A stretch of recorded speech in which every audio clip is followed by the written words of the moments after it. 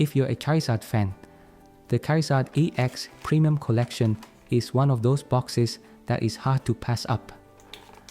I recently picked mine up from Best Buy at MSRP, and I couldn't be happier with the purchase. The box includes 6 booster packs, along with an etched foil Charizard EX promo, foil Charmander and Charmeleon cards, 65 Charizard card sleeves, and a magnetic card protector with display base.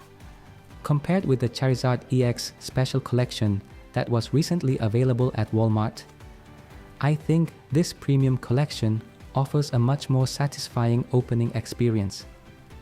The Special Collection includes 5 booster packs, while the Premium Collection gives you 6. But more importantly, the pack selection of the Premium Collection amazes me. My box came with 2 Scarlet and Violet, 2 Paldea Evolved, and 2 Obsidian Flames booster packs. This was particularly exciting because these are packs I had never ripped before. And the best part is that I pulled some really nice hits from these packs. Now, let's check them out.